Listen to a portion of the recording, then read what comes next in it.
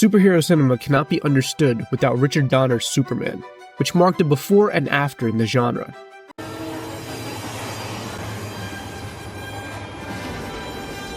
Since then, the world perceived these comic book characters differently. They ceased to be seen as cartoons to entertain children and showed their potential to tell great stories for all audiences. In the 1980s, it was Batman's turn to shine, so there was a certain air of nervousness at Marvel, given that DC Comics, its biggest competitor, was getting too far ahead of itself in the cinema. It was time to talk about the elephant in the room: Spider-Man. Marvel's most iconic hero created by Stan Lee and Steve Ditko. While the famous wall crawler had already taken the step to the live-action format with the 1977 series The Amazing Spider-Man starring Nicholas Hammond, let's also not forget the Japanese adaptation of the character that was released in 1978, starring Shinji Todo. While both are classic products, they certainly don't compare to the greatness of 1970s Superman. Plus, they were not Hollywood productions. While the production company, the Canon Group, was the first to dare to bring Spider-Man to the big screen, acquiring the rights to the character in 1985 for only $225,000. It was something surprising considering that Canon was a very small production company compared to Warner and Fox, although it was the only one interested in the project. Canon began to shape the idea with a budget of $20 million, even though the owners of the production company, Menachem Golem and Yoram Globus, had no idea about Spider-Man. So they wanted to make an exact copy of The Fly, the 1986 horror classic. The premise was about Peter Parker being bombarded with radiation by a mad scientist, turning him into an 8-legged, arachnid mutant who would rebel against him and his monstrous creation. For such a disturbing story, they needed a director of equal stature, and who better than Tobe Hooper, the genius behind the Texas Chainsaw Massacre. Stan Lee himself wrote a script treatment to push Canon, who hired director Joseph Zito and screenwriters Ted Newsom and John DeBroncato. Together they created a story more closely tied to the comics, with Professor Octopus as the main villain, if I were a rich man, and Liz Allen as Peter's love interest. However, Golan was not very convinced with the script and decided to rewrite it to make Spider-Man more brutal. Although that caused dissatisfaction among the writers, the studio went ahead looking for film locations and actors. Tom Cruise was the preferred choice for Peter Parker, but it only remained an idea. On the other hand, Lauren Bacall and Katharine Hepburn were considered to be Aunt May, while Bob Hoskins would be Professor Octavius. In addition, Stan Lee had a secondary role, perhaps as J. Jonah Jameson. Canon even released a small teaser to announce the film, but in 1986 financial problems caught up with them. I can't eat! I'm broke, nigga! I'm broke! So they had to reduce the film's budget to $10 million, an amount that seemed ridiculous to Joseph Zito, and he left his position. The production resumed in 1988 as Canon had temporarily lost the rights to the character due to overdue payments. The new director was Albert Pyun, who years later directed the disastrous Captain America movie. Pyun brought new ideas for the script, but Canon was coming off big flops, like the fourth Superman movie and the Masters of the Universe adaptation. Canon avoided bankruptcy by being acquired, although Golan had some disagreements with the owner of that company and ended up leaving. Of course, he didn't do it empty-handed, with the rights to Spider-Man founding the 21st Century Film Corporation studio to finally make the film. His dream would only last a year, as in 1990 he sold the rights to Carolco after failing in his fundraiser. Back in the 90s, James Cameron was one of the most sought-after talents in Hollywood after the huge success of the first Terminator movies, the sequel to Alien and True Lies. Everything he touched turned to gold, and Carolco witnessed that with Terminator 2, which grossed over $500 million at the box office. The studio didn't hesitate to offer the Spider-Man movie to Cameron with a budget of $50 million. Of that, 21st Century Films would take $5 million and Golan would keep $1 million. Plus, he would be recognized as the producer. The director agreed and began working on the script with Stan Lee as supervisor. James Cameron wanted to make a superhero movie in the style of Tim Burton's Batman, although it also included swear words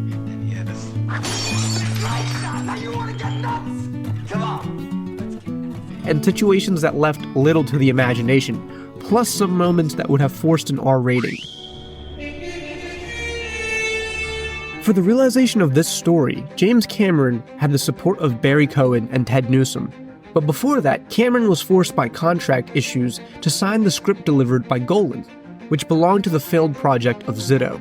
Cameron promptly discarded it without even reading it, creating the rumor that there were 2 scripts written by him and one of them featured Arnold Schwarzenegger as Dr. Octopus. If I were a rich man. After a few months of work, Cameron presented a 47-page script that left more than one reader speechless, especially fans of the character. Why?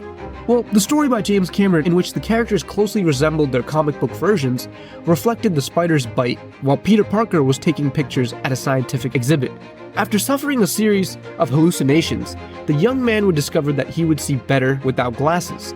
The next morning, Peter would realize that there was a sticky substance on his sheets and that spider webs were growing on his wrists. He would then go on to discover his speed, his agility, his super strength, yada yada yada. Up and away, Web! Sam, go, Web, go! Beyond that, Spider-Man's origin was pretty close to that of the comics, only that the movie would not have followed a conventional pacing, but we would see the character's origin through flashbacks. This script also puts a lot of emphasis on the main villains, Electro and Sandman. This time Electro's mantle would not be carried by engineer Max Dillon, but by Carlton Strand, an arrogant businessman with tints of Norman Osborn. In his days as a street criminal, Strand was on the run from the police when he stumbled upon a sculpture called the Lightning Field. As he was in the middle of a storm, a lightning strike hit the power grid and Strand was trapped inside it, giving him his electrical powers. 10 years after those events, Strand sets out to create a team of gifted people like himself to commit misdeeds. Its first member is Sandman, a maintenance worker who got his powers by accidentally in a top-secret military project. Since then, he's been robbing banks with an accomplice who murdered Uncle Ben. My partner running over with the cash, and the gun was in my hand. Until Strand recruited him. Forget Flint Marko, this Sandman was a bad guy. Electro was especially enchanted by Spider-Man's powers, so he invited him onto his team, but our friendly neighborhood refused, even when he was offered a lot of money. Filled with resentment, Electro kidnapped Mary Jane, which caused a big battle between him, Sandman, and Spider-Man at the World Trade Center. Spider-Man is incapacitated in an electrical storm, so Electro goes toe-to-toe with Spider-Man, who beats him before revealing his identity to Electro. To make it clear to him that a high school kid kicked his ass. Electro dies after that humiliation. After that, Spider-Man sprinkles Electro's millions around the city while also revealing his identity to Mary Jane. In the end, they both went their separate ways because of their colleges, though they always find time to see each other. That's the main thread of this story. Although Aunt May, Uncle Ben, the nerdy teenage nerd protagonist, and Mary Jane, whose first boyfriend would be Flash Thompson, were very present in the script.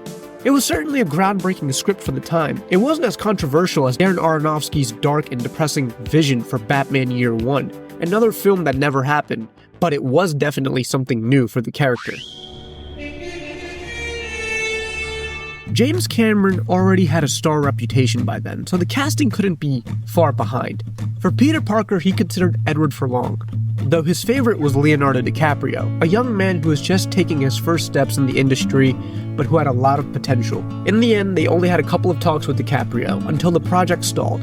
However, Cameron would not be left empty-handed as he made him the protagonist of Titanic with Kate Winslet. The rest was history. As for the villains, Lance Henriksen was considered for Electro and Michael Biehn for Sandman. The candidates for Mary Jane were Nikki Cox, Robin Lively, Molly Ringwald, and Sarah Jessica Parker.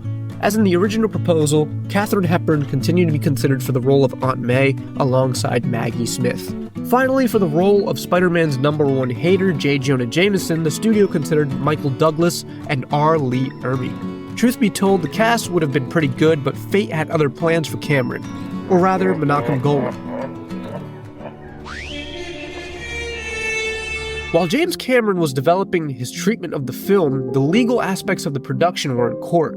Menachem Golan had sued Carolco for not including him in the credits. It turns out that Carolco gave too much control of the project to Cameron, who decided to drop Golan because he had done nothing on the project. On the other hand, 21st Century Fox sued Cameron for breaking his exclusivity agreement with the studio.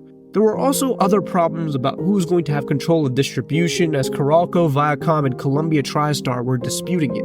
As a result of that legal battle, Carolco filed for bankruptcy in 1996 and was quickly acquired by MGM. As MGM had bought a certain percentage of 21st Century Films, they were sure they had the rights to Spider-Man, but Marvel sued them, as they felt the rights should have reverted to them after Carolco's bankruptcy.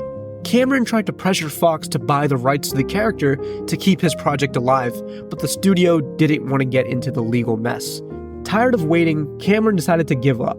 In his search for less compromising terrain, he ended up directing Titanic, and never again showed interest in superhero films. At the time, Marvel managed to regain the rights to Spider-Man and sold them to Sony Pictures. As we well know, Sony gave the green light for a Spider-Man trilogy directed by Sam Raimi, starring Tobey Maguire, one of Leonardo DiCaprio's best friends, funnily enough. That trilogy, which began in 2002, was a massive success that we still love to this day, as along with X-Men, it laid the groundwork for a new era of superhero cinema. Even though Cameron had nothing to do with those productions, his script was not entirely discarded. Proof of this are Peter's organic webs. We also have an old poster made by Wizard magazine of what some of the characters might have looked like, with Leonardo DiCaprio, Nikki Cox, and Kevin Spacey as the Green Goblin. In the script, there is no mention of that villain, but at the end of the poster, we see that it was just a parody, as they didn't have much information about the film. As for real material, we can find some concept art of Spider-Man's costume in the book Tech Noir, The Art of James Cameron. According to his vision, Spider-Man would have had a more classic and realistic look.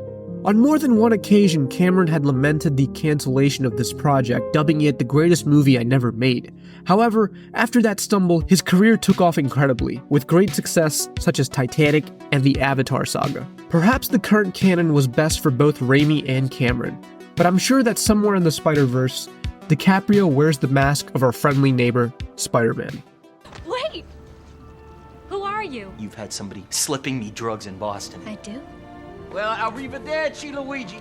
I'm the